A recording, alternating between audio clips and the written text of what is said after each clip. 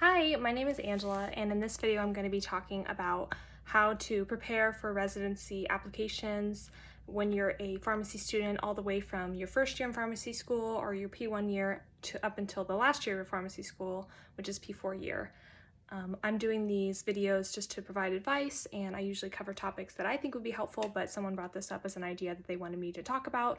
So I would love to hear if there are more video requests or ideas or topics you want me to talk about. Please put them in the comments and I will try to respond to them as soon as I can. So I'm going to be starting my residency training very soon, and I'm in the ambulatory care track, and I'm doing these videos to provide information on what I've just experienced as a pharmacy student going into residency training, and then also what I'm going to experience as a current resident here very soon.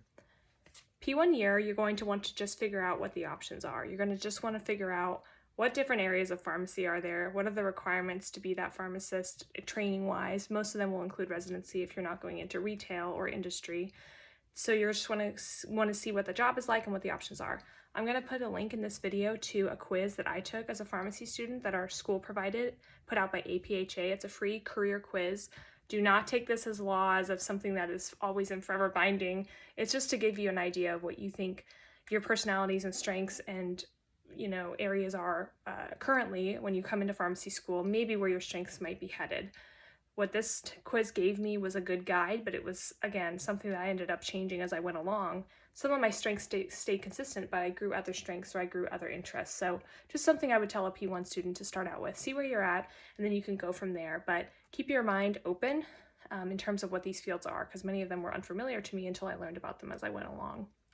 So once you find areas that you think that you might be good in or that you're interested in, start shadowing pharmacists in those areas. Ask your teachers, ask your friends, ask people in your community, can I shadow you? And you get an idea of where they are at. You can ask them how they've trained or what they had to do to get there, and get a feel for what the career is. See if it's what you want, see if it's worth the training, and then, really get an idea of what the opposite is if you can. So if you're thinking you're very residency bound, still see what retail pharmacy is like. If you can get a job there, or if you can, again, shadow or talk to an intern who is currently working in retail and their experience of it. Although that one is probably the last that I would do, because you really want to get your own perspective on it.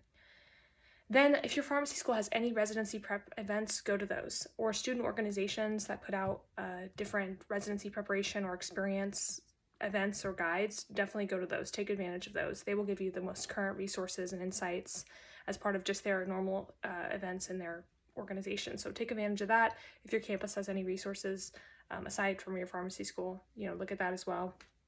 Make sure you're seeing your advisors. They're there literally to help you. Ask them about the residency options and what you should be doing, because it may be different, what they tell you versus what I tell you, and you should see your advisor to get that extra step.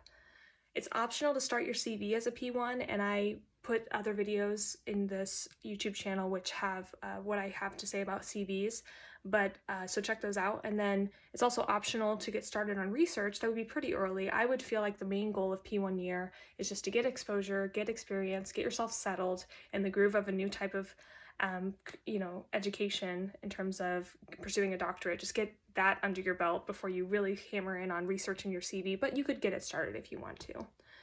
And it's another good reason to get your CV started early, because you can start keeping track of what you've done and what you're involved in. So it's also just a good housekeeping mechanism.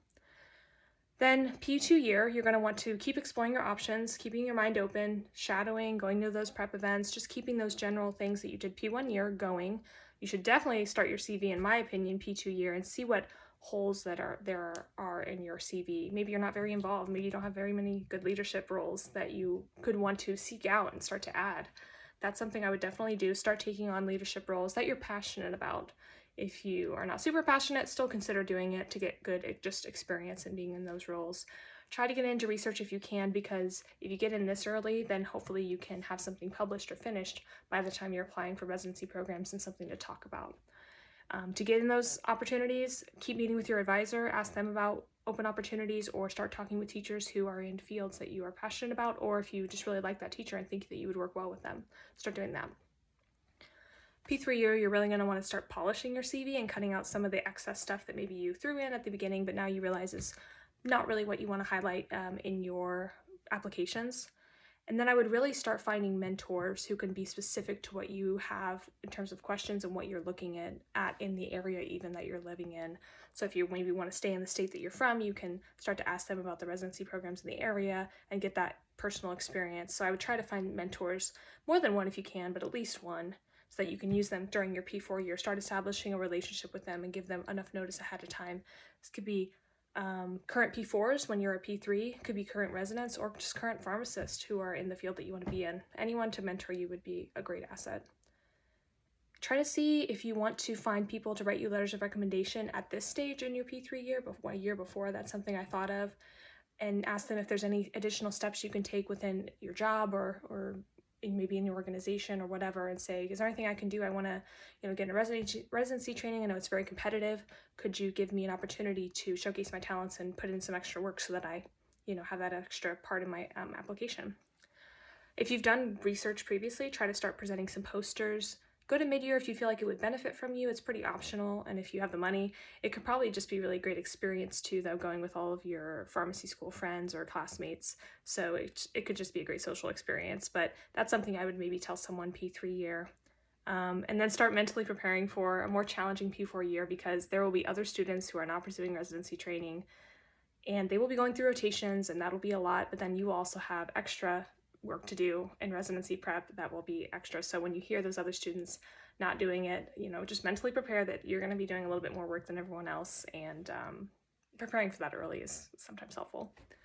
So then when you're a P4, I want you to look at the 2 videos I did when it comes to residency prep while you're on your clinical rotations. Those videos covered a lot of information, and it's very helpful to know exactly how a rotation can be successfully done when you're completing residency applications and all that as well.